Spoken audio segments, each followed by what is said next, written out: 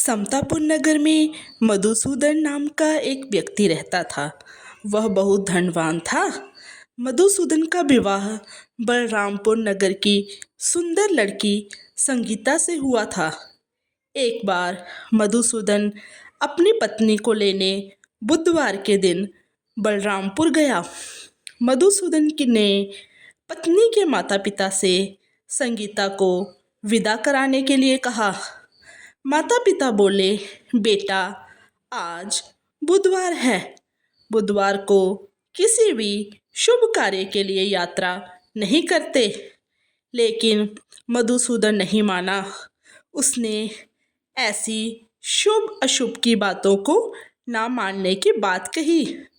दोनों ने बैलगाड़ी से यात्रा प्रारंभ की।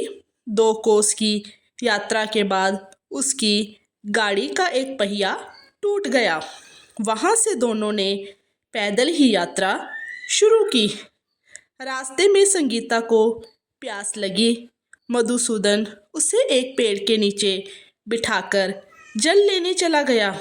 थोड़ी देर बाद जब मधुसूदन कहीं से जल लेकर वापस आया तो वह बुरी तरह हैरान हो उठा, क्योंकि उसकी पत्नी के पास उसकी ही शक्ल सूरत का एक दूसरा व्यक्ति बैठा था।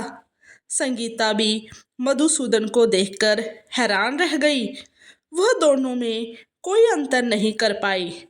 मधुसूदन ने उस व्यक्ति से पूछा, भाई, तुम कौन हो?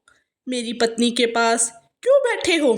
मधुसूदन की बात सुनकर उस व्यक्ति ने कहा, अरे भाई, यह मेरी पत्नी संगीता है। मैं अपनी पत्नी को ससुराल से विदा कराकर लाया हूँ। लेकिन तुम कौन हो जो मुझसे ऐसा प्रश्न कर रहे हो? मधुसूदन ने कहा, तुम जरूर कोई चोर या ठग हो। यह मेरी पत्नी संगीता है। मैं इसे पेड़ के नीचे बैठाकर जल लेने गया था। इस पर उस व्यक्ति ने कहा, अरे भाई, झूठ तो तुम बोल रहे हो। संगीता को प्यास लगने पर जल लेने तो मैं गया था। मैंने तो जल लाकर अपनी पत्नी को पिला भी दिया है। अब तुम चुपचाप यहाँ से चलते बनो, नहीं तो किसी सिपाही को बुलाकर तुम्हें पकड़वा दूंगा। दोनों एक दूसरे से लड़ने लगे। उन्हें लड़ते देख बहुत से लोग वहाँ एकत्र हो गए। नगर के कुछ सिपाही भी वहाँ आ गए। सिपाही उन दोनों को पकड़कर राजा के पास ले गए। सारी कहानी सुनकर राजा भी कोई निर्णय नहीं कर पाया। संगीता भी उन दोनों में से अपने वास्तविक पति को नहीं पहचान पा रही थी। राजा ने दोनों को कारागार में डाल देने के लिए कहा। राजा के फैसले पर असली मधुसूदन भयभीत हो उठा। तभी आकाशवाणी हुई, मधुसूदन, तूने संगीता के माता पिता की बात नहीं मानी और बुधवार के दिन अपनी ससुराल से प्रस्थान किया। यह सब भगवान बुद्धदेव के प्रकोप से हो रहा है। मधुसूदन ने भगवान बुद्धदेव से प्रार्थना की, हे भगवान बुद्धदेव, मुझे क्षमा कर दीजिए। मुझसे बहुत बड़ी गलती हुई। भविष्य में अब कभी बुधवार के दिन यात्रा नहीं करूँगा और सदैव बुधवार को आपका व्रत किया करूँगा। मधुसूदन के प्रार्थना करने से भगवान बुद्धदेव ने उसे क्षमा कर दिया।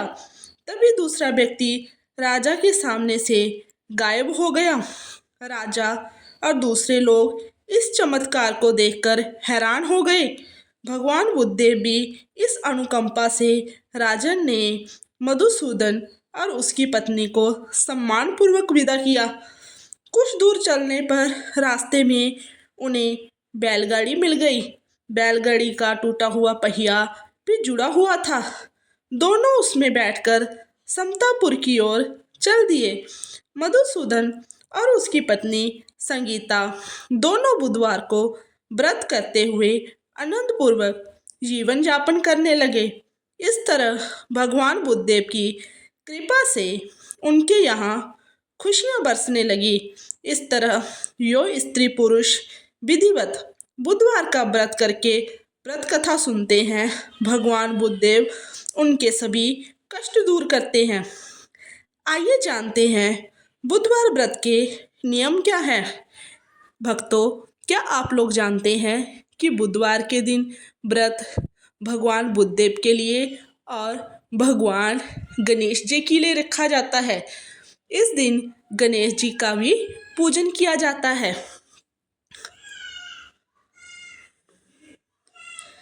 किसी भी माह के शुक्ल पक्ष के बुधवार से गणेश जी के निमित्त व्रत शुरू करना बेहतर माना जाता है। व्रत शुरू करने के बाद आप 7, 11 या फिर 21 बुधवार व्रत का संकल्प ले सकते हैं। वही व्रत का उद्यापन करना भी जरूरी माना गया है, तभी आपको इस व्रत का पूर्ण लाभ मिल सकता है। बुधवार के दिन सूर्योदय से पहले स्नान ध्यान कर व्रत का संकल्प लें। घर में गंगा जल का छिड़काव कर पूजा की चौकी स्थापित करें। पूजा के दौरान गणेश जी का पंचामृत से अभिषेक करें और बुद्धदेव का स्मरण करें। चौकी पर हरा कपड़ा बिछाकर गणपति की मूर्ति स्थापित करें। गणेश जी को कुमकुम, हल्दी, चंदन, अबीर, गुलाब, फूल और सिंदूर अर्पित करें। पूजा में गणेश जी को 11 ध्रुवा की जरूर अर्पित करें। ध्रुव से हमारा अभिप्राय हरी घास से है। भोग के रूप में मोदक या बेसन के लड्डू का भोग लगाएं। बुधवार व्रत की कथा करें और गणेश जी की आरती करें। शाम को गणपति जी की पूजा कर सात्विक भोजन ग्रहण करें।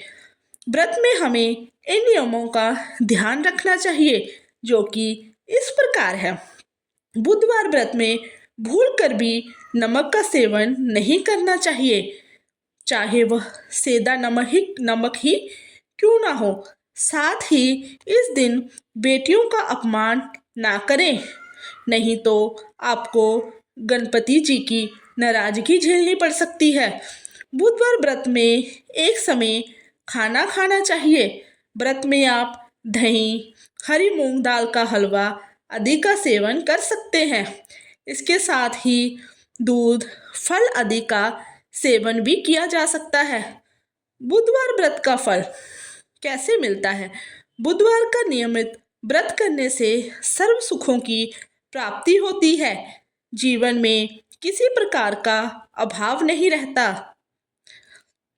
भक्तों, अगर आपको ये वीडियो अच्छी लगी, कथा अच्छी लगी, तो आप हमारे चैनल को सब्सक्राइब करें और वीडियो को लाइक करें। आपका बहुत बहुत धन्यवाद।